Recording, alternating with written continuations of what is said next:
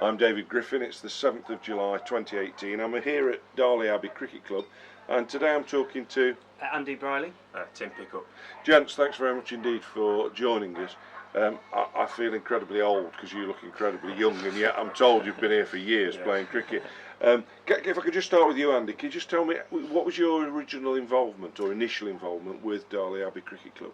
So I joined the club, this is actually my 20th season with the club, so I do 20 feel years old. ago. Yeah. I was at the local school, Water Evans, in the village, started playing a bit of quick cricket, and then through the PE teacher there, got referred to this club.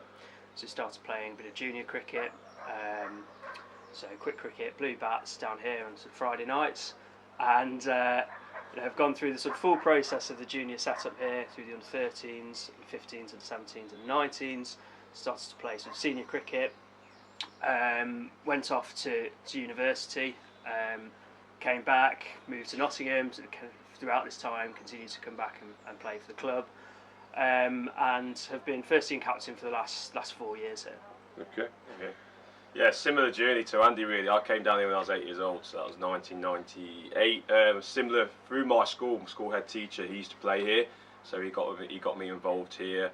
Like Andy, went through all the junior ranks, 13s, 15s, 17s, then went to uni, came back for a couple of years as first team captain, then left to go and play a club in the higher level, Stainsby Hall for 3 years, and I've come back here. So there's clearly something that drags you both back, because you've both been away. What's the attraction of playing at Darley Abbey? Definitely the people. I think the number one thing about this club, the big positive, is the people here and the sense of community. It's not just a cricket club, it's something quite special really. Everyone gets on, everyone strives to make it more than just a cricket club, so people don't just turn up and play cricket and go home. There's lots of community aspects and ways the club gets involved, like with charity, your disabled stuff as well. And I think me personally, one of the key sort of defining moments of this club was when the pavilion burnt down in 2007. Just like the way the community got involved to rebuild the club in such a difficult time, and given lots of clubs, I think in that sort of critical moment would probably fold or decline, but the club has really just kept going, strength to strength, and that's testament to the people at this club, I think. Tim, a similar? Completely agree with the theme. It's all about the people who are here. So in my time playing here, I've played with many people now, really good friends and some lasting friends of mine. So obviously, as I said, I've moved Nottingham way. It'd be dead easy to move to a club in Nottingham, but I come back because I really enjoy playing with the people who are here, and also the non-players, everyone around the club. There's a great atmosphere. Everyone, there's no cliques, there's no division within the club. Everyone just really enjoys playing with each other and being around each other. It's not just the playing side, it's the social side as well. In terms of your actual cricket playing and what you do, you batsmen, bowlers, what are your specialities? Opening bat. Yeah. Batsman as well. Previously a wicketkeeper. We actually used to open the batting together in the junior setup, so back in 1999 we probably scored sort of 50 runs between us the whole season. Batting. Pretty useless for a while, so we've kind of been through that journey, and not just us two, there's a lot of people that have come through the junior setup on similar paths. I'm told that even before I came down here to do this interview today, someone in the cricket board said to me they've got a most astonishing junior setup at Darley Abbey. What's the secret of that? How is it so? Because one of the great conversations that cricket's having at the moment is how to get participation up amongst the young. So what's the secret to Darley Abbey? Do you want to go for you? Yeah, my personal take on it is that for one, we've got an incredible setup here, and the people are so involved. So you can see out here, it's half an hour before junior training. We've already got a number of volunteers out setting up, and they want to make a good session for the children. I think the second most important thing is there's a real focus on the kids just enjoying it. There's not a focus on really drilling them on anything too rigid at a young age. I just want to get kids down and enjoying cricket. And if they enjoy cricket for 2 years and decide they don't want to play anymore, that's fine. Go elsewhere, pursue other things. But those who really love cricket will stay on. they'll have really enjoyed it for a bit, have that grounding, and then really work and progress them through the sides. Yeah, I completely agree with Andy. I think we've got the ethos right here for young people coming down and enjoying the cricket. So, you know, if you want to come, we're open to all ages and all abilities. So it's not about bringing kids in and then hammering them, and it's not about performance-related aspects. It's about them coming down, enjoying the cricket, and we'll develop you as far as you want to go, really. And so we've got the ethos right. I think that's why I think we're so popular, and we're growing and growing and growing. It's always been like that, even since me and Andy have been down here. You know, when we started here, it's always been like that. So yeah, and we've got the right adults as well. Lots of parents get involved. We've got, you know, ECB level coaches. We've got the right professional expertise and the right volunteers here too. So that really helps. Yeah, it's interesting to hear all of this. It's as if there are some magic ingredients that if you get them all in the pot at the same time, you can still produce vibrant cricket clubs. In terms of your own playing careers, I mean, presumably you are still formative. Still prime players, still playing first team cricket, still got a role. Any particular successes you look back on of your own? Good Don't question, be shy. Vince. Don't be shy. I mean, I think throughout junior cricket we were sort of a really strong side in the city, and you know, we won a lot of leagues and cups over a short space of time. So that was a really great time for the club. Senior cricket, obviously, we were damaged from a playing point of view from the fire. As Tim said, the club did really rally around, but naturally we lost the influx of players a little bit. So from that, the first team dropped to division, and we've had a bit of a rebuild since then. We were promoted 2 or 3 years ago, which was great to where we should have been really. So that was a great success. We also won the 2020 Cup 2 years ago, which was a great success. Same season we were promoted, and throughout that competition, we had a focus on playing the younger players, getting a dynamic team, really great in the field, and that was a really good time for shifting some of the older members of the team back through the second team, where they could really mentor the players coming through, and getting the younger players embedded into the first team, and they're now firm first team players in the league as well. Yeah. I mean, I think some of the best successes we've had at the club when we were playing with juniors. I mean, I think we pretty much won something every year, whether it was a league or cup, especially for 15s and 17s. We had such a strong junior team. Unfortunately, we lost a few of those players to university, and people growing up, moving on to bigger, better things, different walks of life. So that just happens. In terms of senior cricket, the first team, we're in Division 4 now. We were in Division 3 when we had a smaller league structure, and then when the league was restructured and the pavilion burnt down, we went down a couple of leagues. But we're now in Division 4 out of 10, and we're doing pretty well this year. We're currently 3rd, I think. We've had a big influx of players this year, which has really helped. And the 3rd team's been really successful. I think, have they won? Did they get back-to-back promotions? They won back-to-back promotions. Back-to-back promotions. The 2nd team are top of the league at the moment. So the senior cricket's looking really good at the moment at the club. And we've had a huge influx of not just junior but senior players this year, which has really helped. And I think that just comes back to the ethos of the club and the club that it is, the community that it is. To be honest, that's why I think we're attracting so many players. I don't think there's a magic ingredient. It's just the people here. To be honest, the people. And that's why I've come back. So spend more time with people here. You mentioned 2020 cricket, and obviously you're a generation of young men that I mean, I played. We didn't call it 2020 cricket when we used to play on a Wednesday night or 15 8-ball overs. But there is a huge change. So how has 2020 cricket changed club cricket, if at all? Yeah, I've noticed.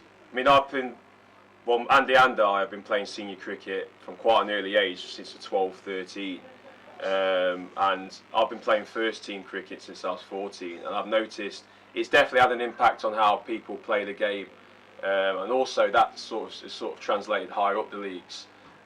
So batsmen tend to be more aggressive. I'm not going to put myself in that category. So anyone watching this will know that I don't bat that way. Jeppo taught me everything that I do. But yeah, definitely in terms of batting, people tend to go at the ball a lot harder early on. So you find that translates into your 50 over definitely, cricket? definitely. Batsmen are a lot more aggressive up at the top of the order, which however you want to look at it, I guess it's more entertaining. Evolution of the game. It's the evolution of the game. Yeah. I don't really know how that's had an impact on the junior game. I've not really had much involvement in the junior game myself for a long time. But do you know at all? I don't actually. Yeah. I think in terms of the amount of 2020 cricket we play, it's at a similar level. I think we have one more 20 over tournament, which was a 40 over tournament, so it's a similar amount. But as Tim says, the game has the longer forms have changed because people can do things now that they couldn't necessarily do a bit, and there's different lines of thinking and techniques and things like that. I think the most interesting thing that the most relevant thing about 2020 cricket is that people struggle to give up a Saturday now. It's really difficult to get a time commitment from people to give up a whole Saturday for a 46 over match. And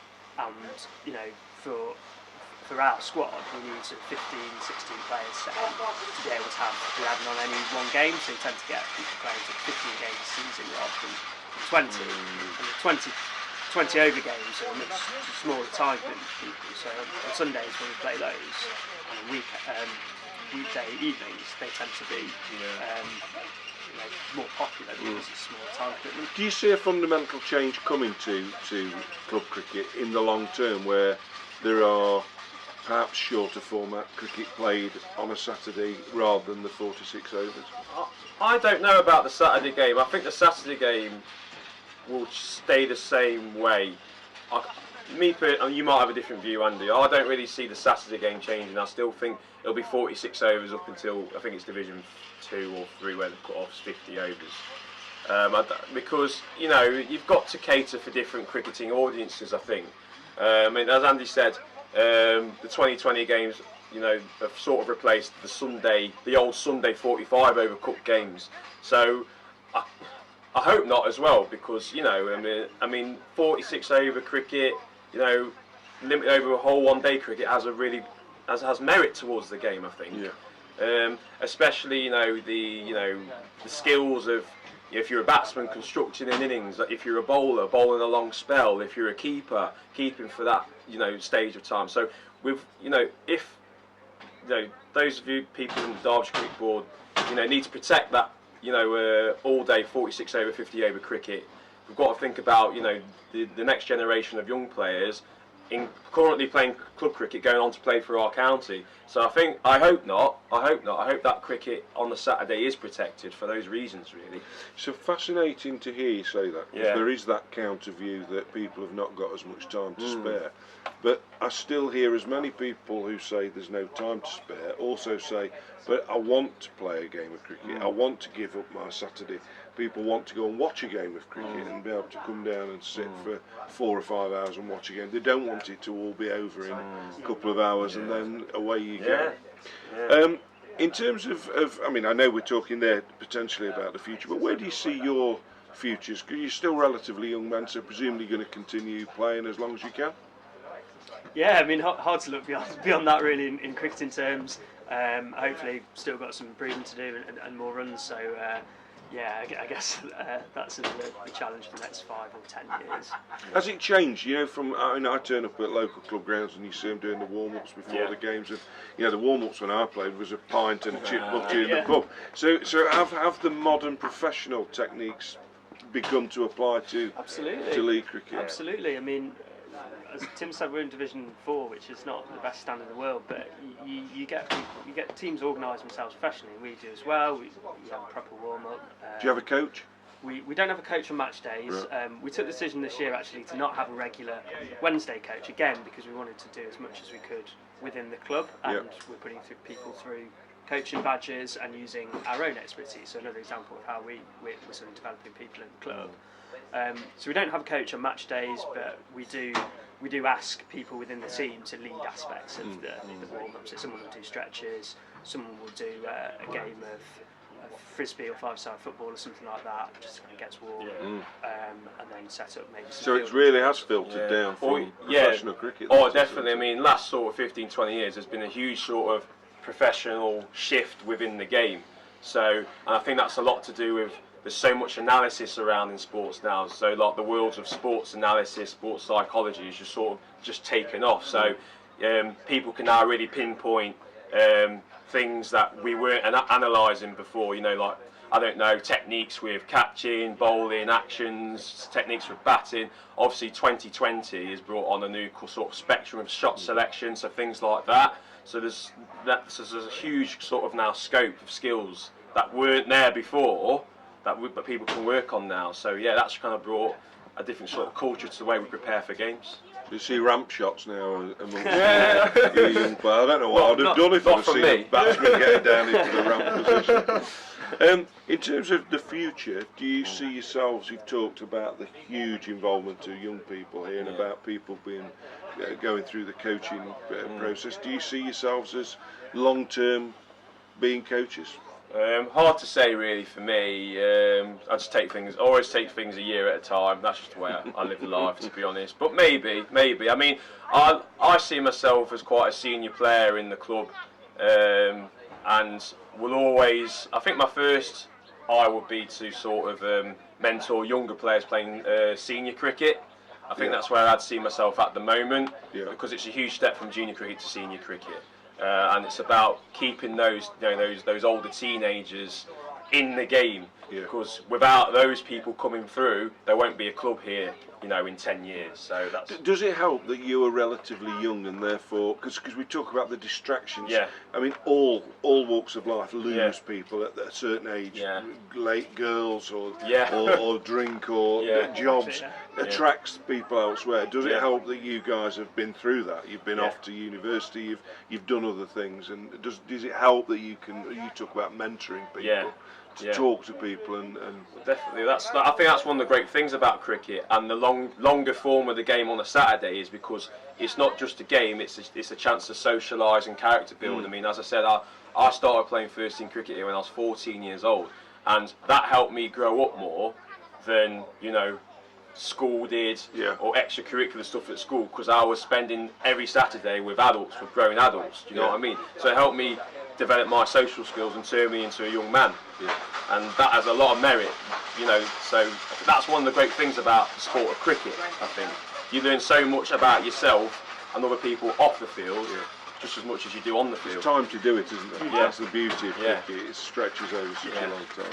I think also people who might lose to socialising and drinking girls and things like that, we've got a sort of environment where we do socialise and have drinks, and people bring their girlfriends down and things like that. You can have it all. That is it. You can have it all, yeah. It's not frowned upon either. Well, gentlemen, it has been seriously a real privilege to talk to two young men who clearly have got an amazing passion for this cricket club. And the thing that's coming home to me in the hour I've been here this morning is just how committed people are. It's been a pleasure to hear what you've got to say. Thanks very much. Thank you. Thank you, David.